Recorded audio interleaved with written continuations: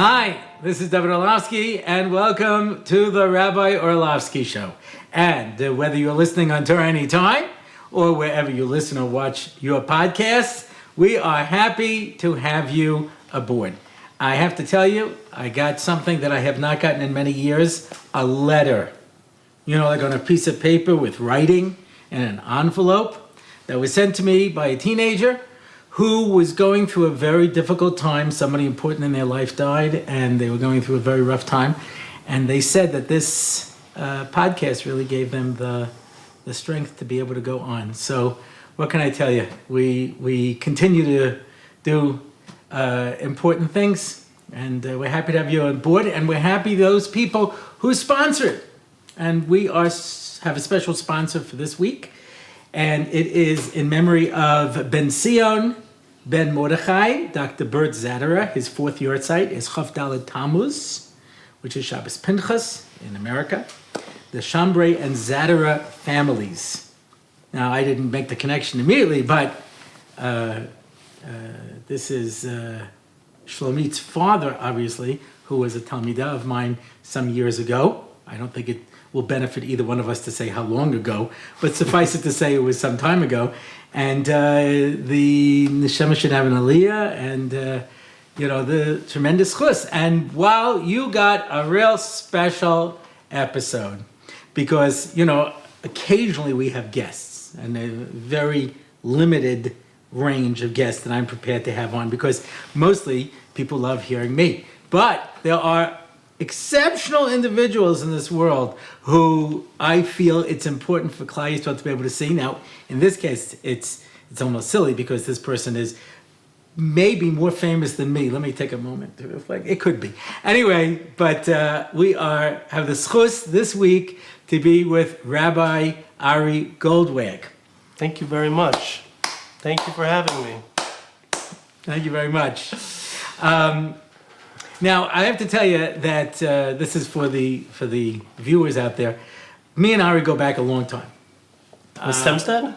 We go back. West Hempstead? How far back? I lived across the street from your brother. Yeah, well, that has nothing to do with me, but it is interesting. Yeah, but that's a connection. How long have we been? So I lived at least 30 years, no? That long? I don't know if it's that long, but I moved on to Agassi. Yeah. Onto this very street. Yeah. 17 years ago, and I was here for 3 years. But you tell me, maybe I know you longer than that. Well, it certainly made a deep impression on you, so we appreciate that. But in any event, my family. We've had discussions for years. Yeah, about Jewish music. About Jewish music, about Torah, different kind of things, etc., etc. And I'll tell you why. What my thinking was. Now, there's a lot of things that we want to talk about, because there are certain people who are music personalities. This is fine. Those people should stick to what they do. I'm always surprised when there are musicians in the Jewish world or outside of the Jewish world who feel that they have opinions that make any difference to anybody more so than somebody else who's just sitting in the checkout line in the supermarket, yeah? So I've seen there are Jewish publications where they interview certain singers, ki'ilu they're das Torah, and I've never really felt very comfortable with that. However, and one of the reasons I wanted to have Ari on, I'm speaking to the wider audience, is because Ari is not just a music personality, he is a Torah personality. How many years you doing your Torah blog? So I've been doing, I have a blog, which I kind of shied away from, which was about Mashiach, but I've been doing my podcasts, my Parsha podcasts, consistently now, 12 years. This is going to be years. My 12th round of the time. I'm almost a year, not quite, but almost a year I'm doing this. And you're doing doing this, Rabbi. Well, listen, I say this all the time. It's only because of my producer, who comes into my home, sets this up, tells me to sit here and talk, and that's basically why this exists. And if he was to go away, I would just sit here and talk to myself like I did for 20 years before the podcast. And it reaches a much more limited audience. But so that's amazing. So the Torah podcast, that means that the reason that this was important to me is because he's not just a music personality, he's a Torah personality, and that changes the nature dramatically. That's one reason. I'm putting everything up in the front for the listening audience. The other thing is that Ari has a gift that not everybody can do. I don't know if you know this. You're sure you know this because you're a music person. There are certain people who, when they tour, they are basically lip syncing because you can't sing their songs. It's so highly technologically, what is it called? Something like that, gemacht, and they mess around with all this kind of fancy stuff that by the time you get there, it's impossible to really do it. And Ari has a gift that his voice, which is something that's mamash matana from HaKadosh Baruch Hu, he is able to do a cappella music, and that's why now that this is the first podcast of the 3 weeks, when any number of people from my children's generation go through 3 weeks of withdrawal because they don't have their music. Yeah. Now, as far as I'm concerned, Jewish music died many years ago. We've discussed this. Thanks a lot. You're the exception. That's why you're here. Okay. I hope so. Anyway, but I could record you on my next album, like yeah, the boy, beatboxing section. That'll be it. So, in any event, so to do a cappella means that it's music, and now you actually started. I think I don't know if this is really correct. I was going to say you started with Miami Pirche, but I think you actually started before that, because didn't you have a song where you sang a duet with yourself when you were a child? So I did start like professionally with Miami. I think I started making up songs. I'm not sure if it was right before or right after. It was definitely around the same time. But yes, there's Aleinu l'shapeach l'adon hakol. When did you compose that? How old were you? I was probably 9 or 10 years old, around there. So wow, wait. Now, I mean, that's just a gift. I mean, the Kodesh Baruch Hu just gives music to certain people. I don't have that gift. I can do lyrics to words because I can rhyme all the time and sublime and, and like, I hope you don't mind. Ma'alo, oh, how we love you, ma'alo. That goes back to my regional director, off my hat and days. taking off my coat just to spend some time in ma'alo. I made that whole thing up on the spot. Certain people can just, Grauman's the tune already exists. The words you just have to be able to come up with the rhymes fast enough like that. So that I was able to do. But music is a mystery to me. Remember Shmuel Kunda? I do. He was actually in my father's class. Is he really? Yes. So I mentioned him once when I used to write a chinuch column in the Hamadiyah, and I mentioned, how impressed I was with many of the things that he did. And he told me, he says, his early tapes, he borrowed music from other people and he just wrote the lyrics. And then after a while, he says, HaKadosh Baruch Hu knew I needed the tunes and he gave them to me. Which I find aptly astounding. I don't know how. I can definitely relate to, I've always been making up songs that, as far as I can remember, like 10, I think I was making up even stuff before, but definitely a lot of times the good songs, like the powerful songs, come because I needed that song. Like Hashem loves you, you're His greatest prize. Yes, Hashem loves you, He's always by your side. So I was working on an album. I needed a really good song. That song came. Or Am echad shir echad bo achi v'ten li yad v'nuchal lismoach v'lirkod yachad. Those of you who never saw the video, how did you film that? Because you're 5 different people. 5 different times, and then we spliced all of them together. It was green screen. I can sometimes be 5 different people at the same time, but that's because I have a condition. But anyway. but those songs came because I needed them. Those songs came because I needed them. So I can really relate to that, actually. Some of your best songs you gave away. Some of them? This is what the tzibur says. To me, I happen there's to a love all your God. music videos. His name is Hashem, I heard and of him. he's in charge of like distributing the songs. I'm not exactly sure Right. why. I'm not complaining. Yesh tikva, Right, I'm not Yesh complaining. tikva, na, na, na, na, na, na. I'm really good with words. Yeah. Da, da, da, da, da, da, da. So Hashem had that song, picked out for Benny, and he also kind of sent it through me. So that's okay. I'm pretty cool with that. Lemay said that also kind of spawned Am Echad and a few other Israeli style hits. So I don't know exactly why Hashem does that, but I accept that, and the Rabbi Orlofsky show. Nice. Anyway, somebody sent that to me as a gift, so I always try That's to work great. it in when I can. But so give us an insight, because I've always wondered about. I never asked you about this. What was it like being part of the Miami Boys Choir? I mean, now Yerach Biagun is what, almost 80? Someone told me. No, I don't think so. I think Sorry, he's in his 60s. no way. I think so. Listen, he wrote a song about Mr. Mordecai Carter. Ben- Mr. Carter, what do you Right, want? that was- Right? That was 1976. No, that was That's when Carter was president. 79. No, I think it was in late 70s, because he's talking about you're moving out in 1980. Mr. Carter, pa, pa, pa. Oh, okay. So I think Sorry, I Rachmiel. think he was probably about 20. So let's make a cheshbon. Okay, whatever. Wow.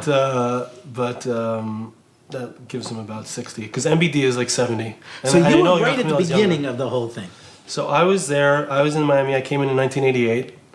And my mother had a dream that her little boy should be a star. And this little boy from West Hempstead. And How many kids were in the choir when you were there? there was probably about 40 kids in the choir. So, And- but you stood out. You were a Well, solo. so at the beginning, I stood back. I was just one of the kids in the choir. And so like the first year, I didn't get any solos. We want to be in the choir. Very good. Very good. And then about a year in, he noticed me and he started to give me solos. I sang, my first solo was Meheira, Meheira, Hashem Elokeinu, Yishoma, Yishoma, V'yorei Yehuda. My Rosh Yeshiva of Henoch Leibowitz said that was one of the most beautiful songs he ever heard. It's also one of my It's amazing. all-time favorite songs. So I do have an agia because it was my first solo, but Yeah, but that's nothing to the high part. Hakol choson, Kol kalo, Kol mitzalo yischasani mechupason. Ayoni yarim, Ayoni yarim, Mishte. Very nice. You can make a whole acapella album yourself. So that's a beautiful. Now you see, this is the point I'm trying to make. There are a cappella albums where there is not just voices. In fact, I heard this. I don't know if it's true. I'm not Pesach Krona. I never check out what I say, but I heard B'Shem Rebbe Yoshev that he didn't like some of the a cappella music because it sounded exactly like music. Once they add in Right. enough whatever it is, Right. so it sounds like music. But and again, I'm not. This is not my field, yeah. But you have a musical sound that when you sing without anything, it sounds like music. Yes. It's a gift. Yes, and I try with I could make it all boom, boom, boom, boom, boom, boom, boom, boom, ching, ching, but I try to, actually, the first, I've done 6 acapella albums. I'm just about to put out, or by the time you guys are watching That's probably the there will be most. a new one. That's probably the most a cappella albums that I've put out. I don't know, could be. And the first one I did have One second. beatboxing. That's the most a cappella albums anybody. If there's nobody I in don't it, that one person who keeps correcting me is going to write me back. No, there was 18 a cappella albums by the in 1816. Okay, So, I'm not sure, but it could be. Somebody always corrects me, like, and I said Cracker Jacks instead of Cracker Jack, and stuff like that. So there's certain people always there to keep me to make sure that it, Anyway, the first one I did beatbox. And I must say, I must admit that it's not so great beatboxing. Like it doesn't actually sound like real drums. So that's kind of like I felt like it was okay. But afterwards, I didn't feel comfortable listening to it myself. Right. So I left it out after that. So I just like felt like it should sound like voices. It's That's a gift. That's a gift because there are certain voices that if you don't amplify them or play with them or do something with them, they can't carry it. You know. Okay. So that's what I always noticed about. You know. Now, your music has an agenda. I do. That's fair to say. Guilty as charged. For example, right? You were very upset about a particular song and you wrote a response to it. That is true. I don't think that has ever happened in the history of music where somebody is writing a response to a negative message in somebody else's song. Yeah, What inspired that? What inspired that was extreme anger. I was listening. That inspires me. I was still listening. I was living here on Agassi, and I was sitting on the bus listening to the song, and I was fuming. I was turning red in the face. I was so upset. I was like, oh, how could they write this song? And actually, I found out afterwards that the song was written for Battle of the Bands. And in that context, I felt like, okay, it was cutesy, but like once it was put out, I don't know if we're going to say it becomes a theme song, yeah, like a rally. Yeah, so we had to. I felt like there's nobody else who could respond to that except for me. And for those not familiar, it's called the flipping in. Yes. Right. I'm flipping in to a world, into a lifetime full of meaning. I'm flipping in, and behind me all the emptiness I'm leaving. Keep your televisions, your big money and fast food. I'm gonna spend my life as a full-time Jew. Now, did you get any reaction to this? Negative reaction? I did get a response from the people who I was responding to. They weren't so happy about it. but Been there, but you know. But I mean, you didn't. But I got a lot. I mean, Baruch Hashem, people. There was. I feel like I got responses from Achanchim, people who were in teaching here in Eretz Yisrael, and people were happy that there was a response. But they didn't really have the trolls like beating up on people on the internet then, did they? No, I got plenty of email. I still got email in those, long email. That days. was one step above carrier pigeon. I'm talking about like where they go on these blogs and they just like trash you all over the place and rip you up and been there. Not really. But in fact, I know somebody. It's a very good person. I'm debating if I should do this on my podcast one time, but he's a very good person who was really attacked viciously for no good reason and beaten up on the internet. And I called him up and to give him chizuk, and I said, "Listen, you can only, they can only do this to you if you let it hurt you, and if it doesn't bother you, then you just ignore it." So, you have as one of your agendas to bring Mashiach. I do. What's wrong with you? I'm a whack. And I also like sneak in like Mashiach ideas like without you realizing that. Like I have a song, yeah, you save. One day the world will know your dreams will be fulfilled and your heart will overflow. Yeah, you save. You'll teach all of mankind. Reveal that secret light and let it shine for all times. So that secret light, which is mentioned there, and the dream about, I have a whole pshatel, which if I saw it's somewhere in the 12 years of podcasts, but I had a whole thing about Mashiach ben Yosef and Mashiach ben David, and so like in that song I slipped in. Right. Now that's Mashiach, a subtle one. That's a really subtle one. You also have one that's not so subtle. That's it. That's right. Whoa, whoa.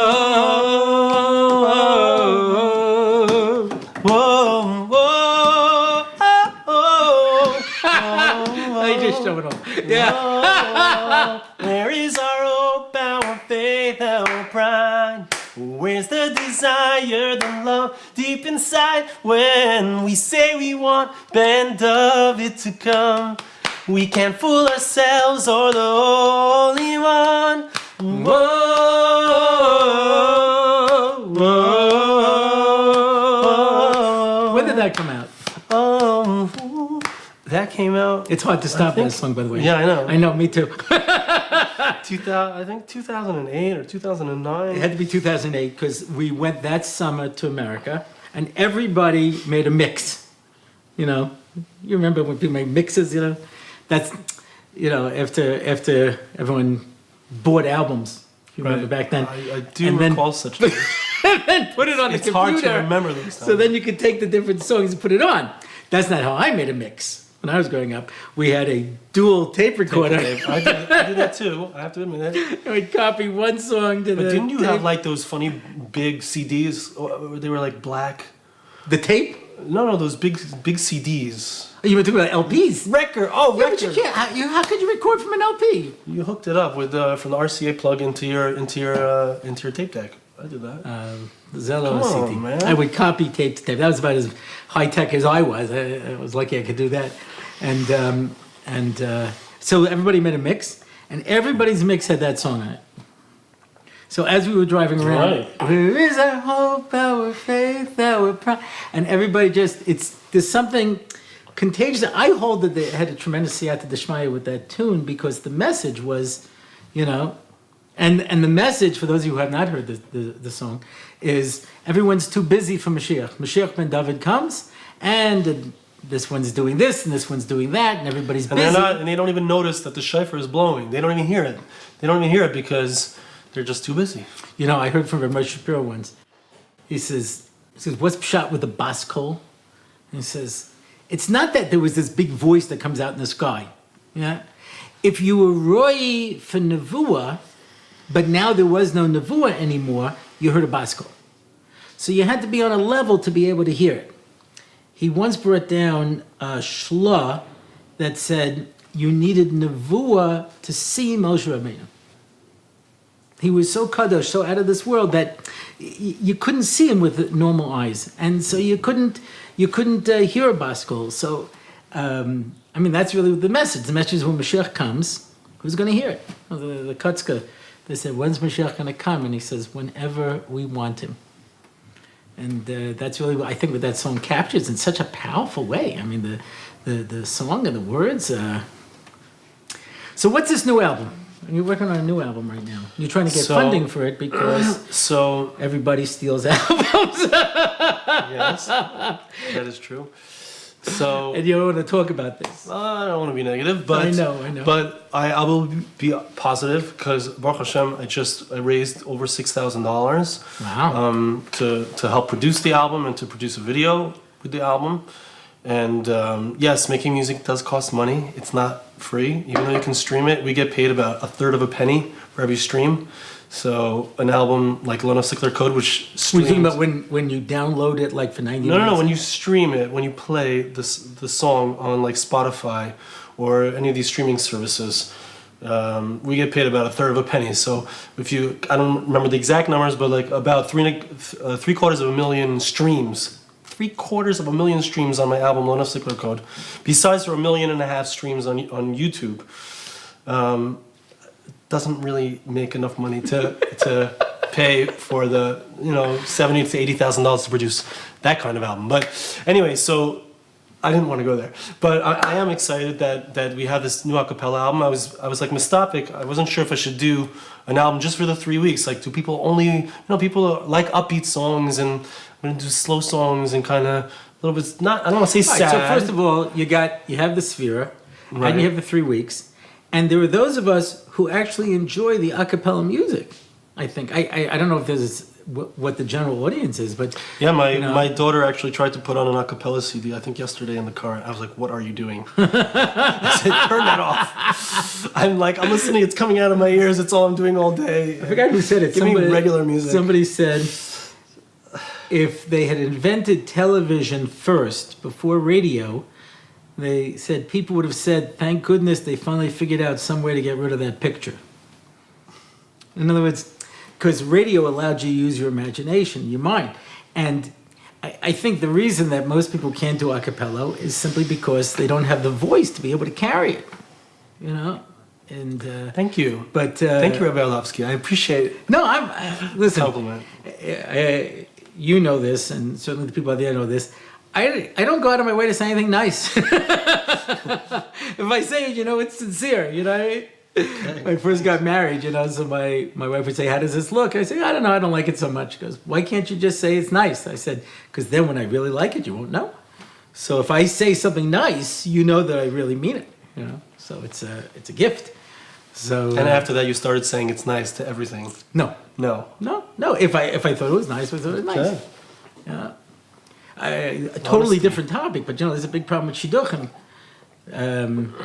Those of us who have children in shidduchim, and you go through this, there are certain people who everybody's wonderful and everything's terrific and everything's in Balmidos and everybody's the best by yeshiva and everybody's everything that, and nobody knows, and then you can end up in a bad situation because people didn't decide to be honest and tell you the truth.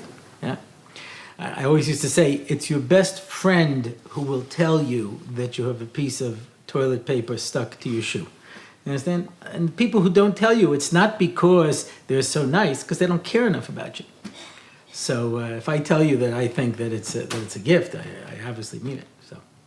So what's the hit? What's going to be the hit of this album, in your opinion? Well, although sometimes we're surprised, right? Did you ever have a song that you didn't think would be a hit? Yeah, there's a whole. I just tell you this, that back when they had those black discs, so you were talking about the big blast discs, the LPs, long playing, they used to have 45.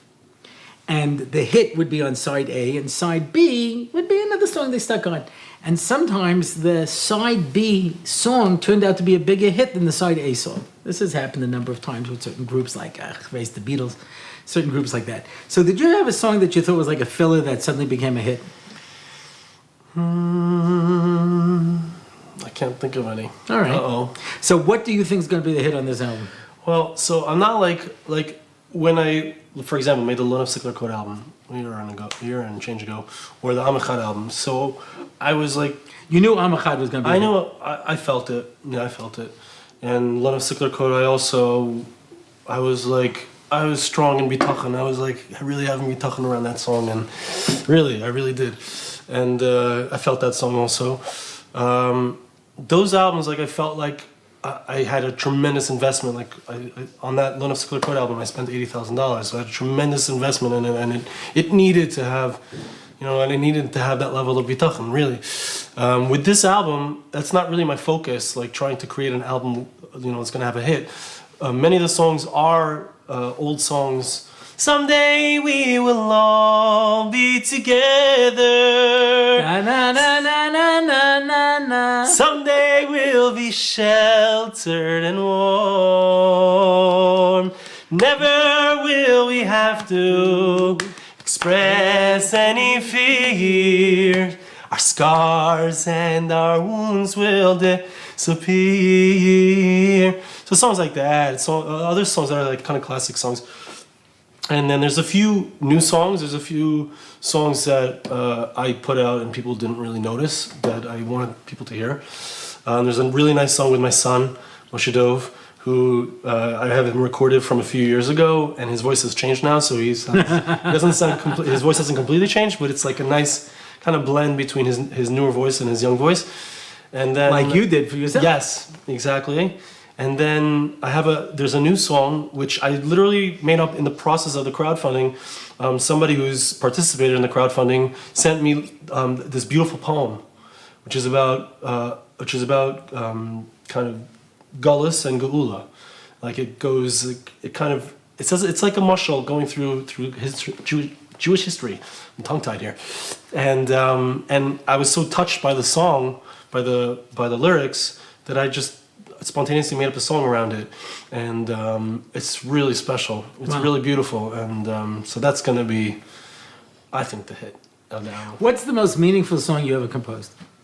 To you? Most meaningful song to me.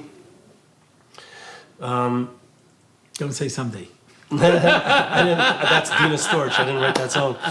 The most meaningful song, I wrote a song for my wife when we got engaged. Wow. I'm not going to sing it though. I'm not going to give it. No, I can sing part of it. Is it on an album? It's not on any album. It's just there's like a part of the song that goes na na na na na na na na na na na na na na na na Na na na na na. So Don't get me upset or you'll be sorry. that wasn't the word. That was I eat supper at 6. Just kidding out there, Miss Goldwag. We're just joking. We won't tell her about this 7. part. Anyway. So I actually include that little part of it. It's like a 3-part song, but I include that little Did part. you sing it at the chasa? No, it's private. Wow. I wouldn't sing you any of the words. It was like me asking her to marry me. Like, come on, like it's not. You know what I'm saying? But that part. So I actually included. Did she like this song? She did. She did. She said yes. At the end, I said, "Will you marry me?" And she said yes. Wow. Not What a guy. So this part of the song I do on Friday night in if I daven for the Yom, I do Arbohim Shana Akut Bindar Vaymaram Tayin Levavim. Like I kind of stick it into the Nusach. So You do chazonis also. Nobody knows what that is. Like you're about tefillah? I do lead services. Yeah. I mean, often for money. For money. Who cares? I also do it on the Shabbos before my father's yard site. I also do it. But you know what they say? His father made him a yosem, but he didn't make him a chazan. You go away for a Shana Yom Kippur, don't you? I'm in Seattle. I've been there for almost 15 years, something like that. Any other place? Any other shtella yet? No, that's it. Do you have a desire to do that kind of thing? Like what? To be a chazan? No. No, that's not my thing. But I have done like been places for Shabbos. I was recently in Bergenfield, New Jersey. I did in Los Angeles. I've been West Hempstead. I've gone back to West Hempstead. They've had me for a Shabbos with the stars, which is great. Did you ever done a Pesach hotel? I have. Which one? I was in the Huntington Hilton. It's not called that anymore. It's where I got married in the Huntington Hilton. I was just there for So you Pesach. just stayed there till Pesach, and they built a Pesach program. Right? No, but we were joking during Pesach that we might do a Pesach program, and then somebody contacted me and said here in Eretz Yisrael that we might actually do a Pesach program. So if it does come to fruition, so maybe you'll come and join us. And I'm open to it. It'll be a wow. It'll be a star-studded event. Star-studded extravaganza. All you can eat. So what do you want to tell everybody?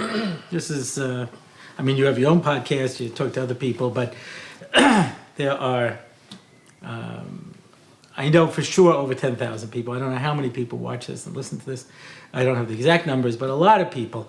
And I felt that, you are one of the gems of Klal Yisrael that people don't really get a chance to see as a person. So if you have a message for Klal Yisrael as we go into the 3 weeks, as we go into these Yemei Churban, and you can find the music in the sadness, which is a gift. The issue of music is because it leads to celebration, but there's a music of the soul that is sublime sound.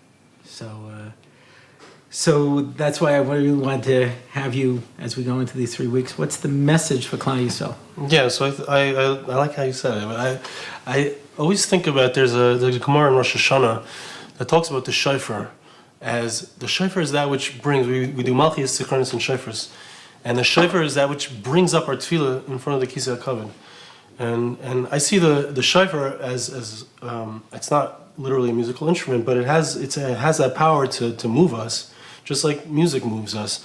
And I feel like music has the ability to bring us like much higher, like to a if it's used correctly, the lyrics are bringing us wherever the music moves us, and then the lyrics bring us somewhere.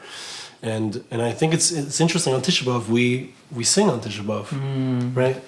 Even though we're sitting on the floor, but we're still singing, and because it moves us and it helps us.